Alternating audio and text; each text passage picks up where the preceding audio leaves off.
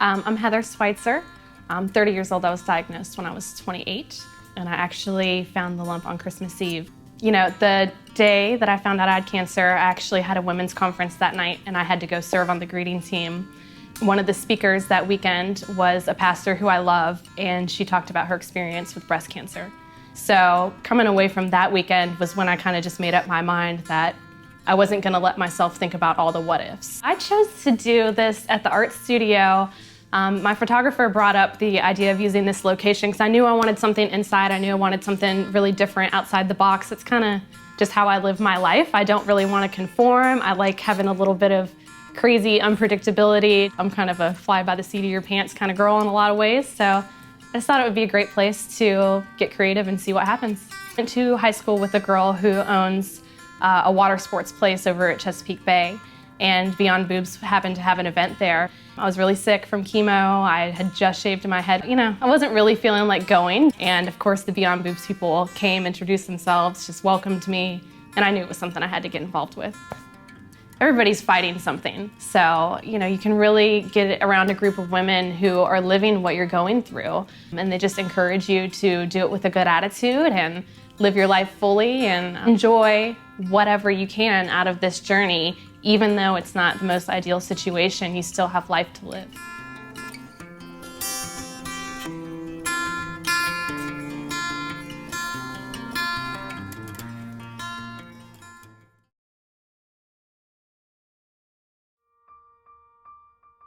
My name right now is Patty Coffey. When I was first diagnosed, it was Patty Messier. I was diagnosed May 2014. And it had come after a period of time. My dad had been diagnosed with colon cancer. And I, being the oldest daughter and closest daughter, was down there spending a lot of time with him through various surgeries, through chemotherapy. I missed my mammogram that year and promised myself, once my dad had a clean CAT scan, that I would go ahead and start taking care of myself again. Had I not made myself that promise, that, you know, I would get right back on track and get this done, it might not have been found as early as it was, and my treatment might not have been as successful. I immediately got on Facebook and contacted 3 or 4 friends, all of them, which I didn't realize at the time, had been members of Beyond Boobs. And I went to the meeting, and each person in that room was somebody I knew and recognized. And that to me was very eye-opening, that, you know, you're not going through this by yourself. You know, all these people have been through it, and look at them now. My big thing at the time was my boyfriend, Greg. The day we got the diagnosis, stood by my side, made the phone calls with me, went to every doctor's appointment with me with his notebook. He gave me something to live for at the end. He was the light at the end of the tunnel for me. I'm thankful for my family. My family is what my life is all about. You know, from my parents to my sisters and my children, and now Greg and Colin, who are now my newly married family. And family is just everything in my life.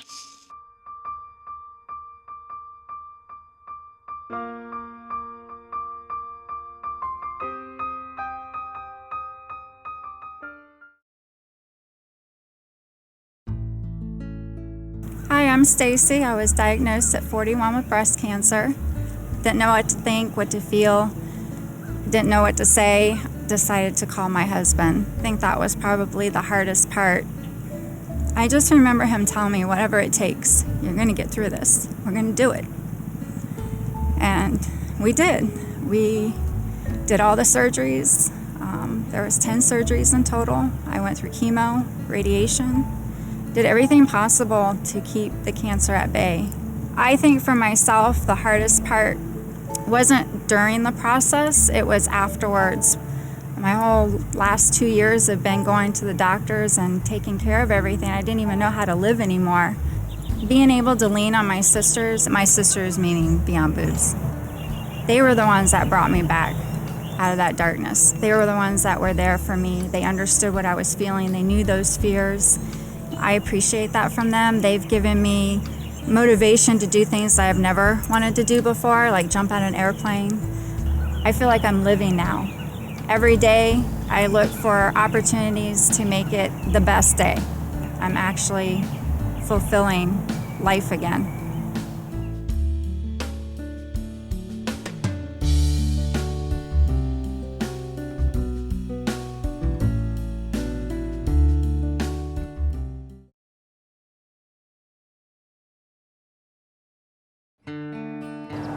My name is April Salvant, and I found out about my diagnosis in July of 2015.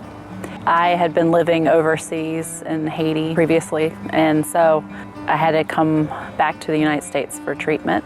One of the things I'm super thankful for is the things I've learned in Haiti, living amongst some of the strongest people I've ever met in my life.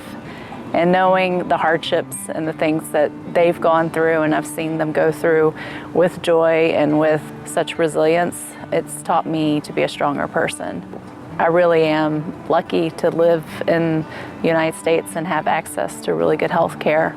And I really hope that one day I can see that change in Haiti. I'm really thankful for my husband. We've been married for almost 22 years.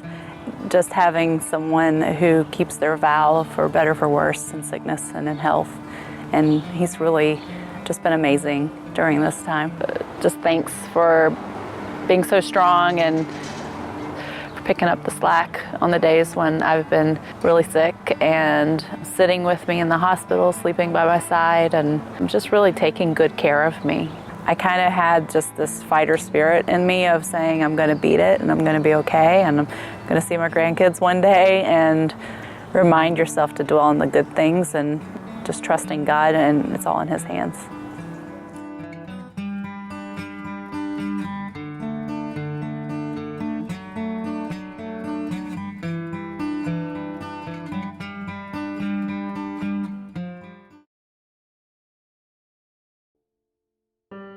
My name is Christy Fields, and I'm a survivor over a year. I chose Hampton University to do my photo shoot because of the symbolic meaning of starting over. My mentor hired me knowing the fact that I would have to go through chemo, so I was already diagnosed, had a couple of surgeries, and when I healed from the surgeries, I started here. There were days where it was not so good going through chemo. You have a lot of down days.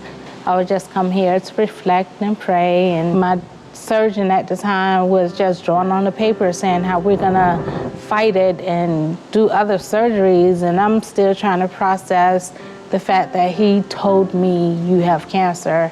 My husband was like, we were gonna beat this thing as a team like we do everything else in our marriage. Well, there are no words that I could possibly come up with to thank everybody that's been there, including my Beyond Boobs sisters. Oh my goodness. Beyond Boobs came in at a time where I was like at rock bottom. You know, people constantly stayed in contact whether I returned calls or not. So I would just say thank you. I appreciate everything that everyone has done, and I would not have been able to make it to this point without the support of people that I have.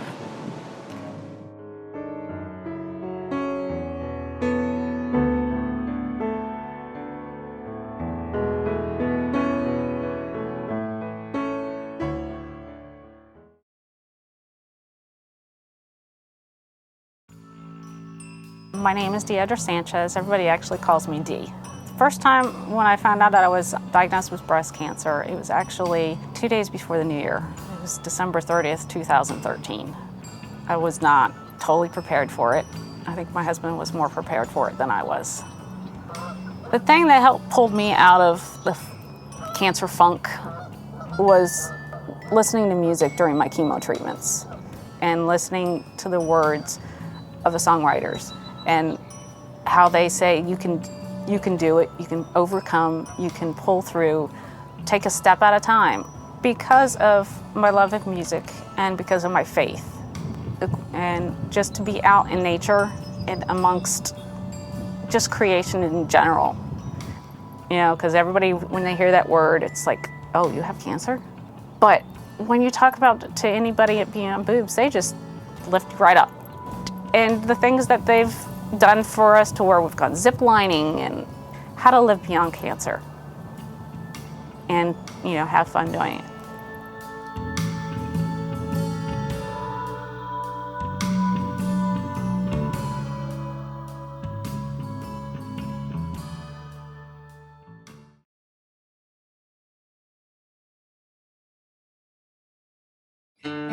My name is Christy Bergen, and my mom is actually a twice-over survivor. So she was diagnosed first at the age of 46. They had been monitoring me ever since the age of 35, and it came time for my regular routine mammogram in October of 2013. They told me that they found a group of calcifications, or calcification cluster is what they called it. They referred me to the breast care clinic and scheduled me for the surgeries. Had a lumpectomy and then a mastectomy after that. Kind of felt like they were monitoring me so closely, and I was kind of like, oh, my mom got it twice, but I don't think that I'm gonna get it. So when I got the call, it was pretty scary, but they did say, you know, it was caught early and, you know, we're gonna get this taken care of for you. So I was really thankful. I did not handle it very well at all. Kind of started plunging into a deep, dark spot. I've been through a few things in my life and consider myself a pretty resilient person. And so having that feeling was just kind of foreign to me. And my husband, who is such a wonderful source of support, he's just been so great the whole journey. He really was trying to help me as much as he could, and he did. And he just hit good old Google and found Beyond Boobs, and he found the phone number to a facilitator and called her at 11 o'clock at night on a Sunday, and she answered the phone. And I could actually hear him downstairs. I was upstairs in our bedroom, and he said, I don't know what to do for my wife. Will you please talk to her? And they did. Thank you for believing in me, and thank you for being strong for me when I couldn't be strong for myself.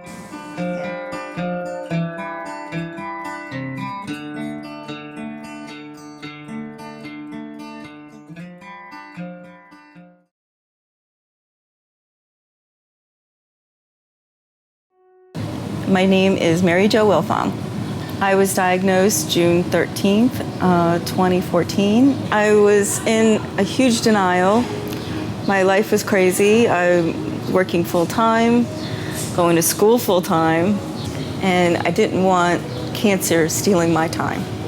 So I love to cook, and cooking also keeps me focused.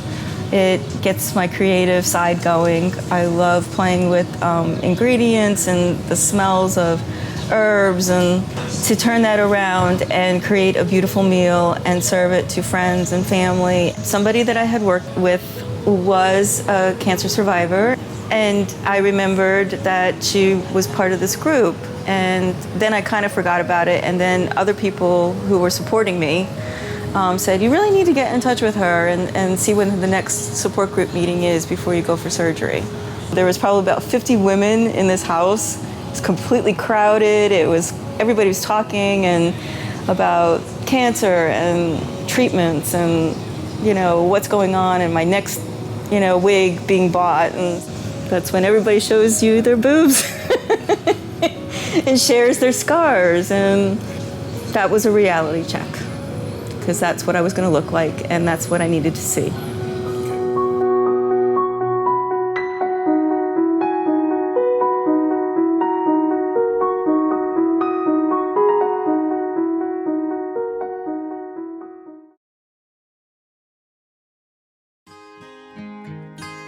I'm Leanne Krause.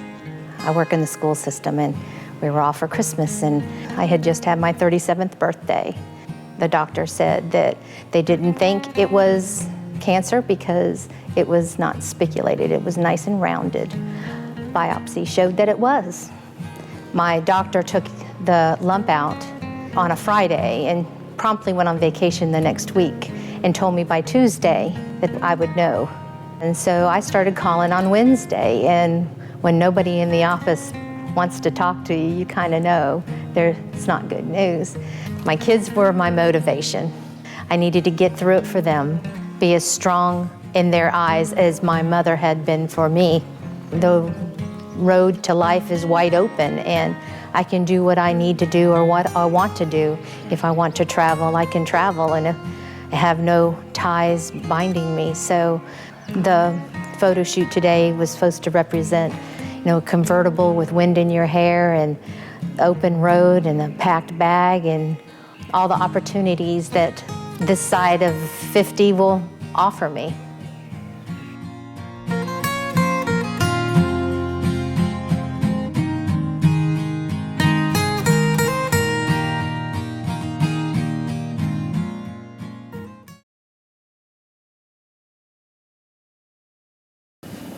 attitude of gratitude for me was from the scripture, and I'll paraphrase it. If you have faith as a grain of mustard seed, you should say unto this mountain, be moved, and the mountain shall be moved.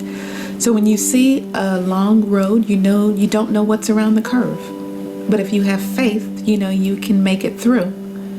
And the sunflowers, the yellow reminds me of the mustard seed. It's just a reminder of how little faith we need. My name is Sharon Carver, and I'm from Titusville, Florida. I was first diagnosed in April of 2008. I had my mammogram done after being prodded by my doctor to get it done, and I said I'm going to go and make my appointment. I did the mammogram, and I got this certified letter in the mail that we want you to come back in and do another test. So I didn't really think anything of it. He explained that film came back suspicious, and then he wanted to do further testing, and he wanted to do a biopsy. He said, your test came back and it is cancerous. And so he explained to me that we were going to do a lumpectomy and we're going to go in and remove it. And so the doctor called me the day before, late that afternoon, and he says, well, I got some good news and I have some bad news. The good news is that you're not going to have this surgery. And the bad news is that the radiologist found a second spot, which was lower. And if he had found that second spot first, then we'd have completely missed the first one. I made a promise to God. I said, if you get me through this, that wherever I go, I will share my story, my testimony with everybody. It's how you have brought me out. And that's where my faith in God lies, because He can handle everything.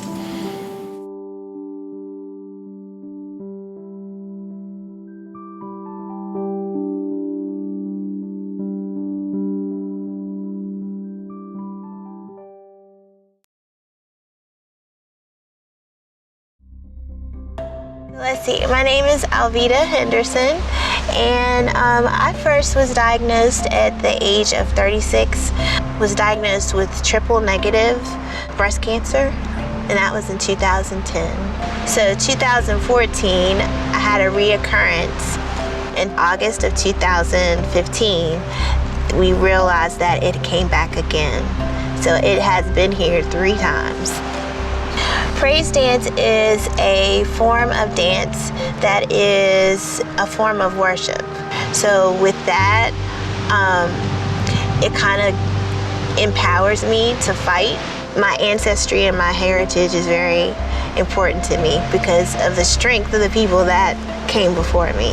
My mother and my son and I were actually in Zoe's restaurant, and Mary Beth and Renee came up to me and asked me about my lymphedema sleeve.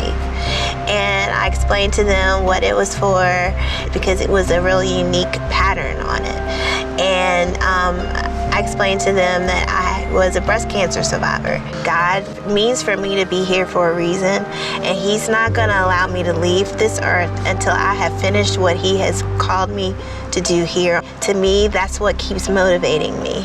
That's what keeps me going. It's to know that I know what He promised me, and so I'm standing on that promise.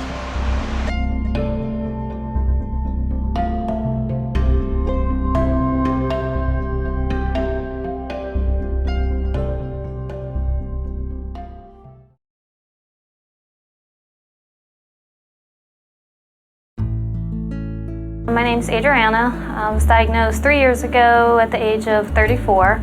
I always say I found my cancer by accident. Just found it in the shower one time. Went to see a doctor who kind of brushed it under the rug, told me it really wasn't anything to worry about.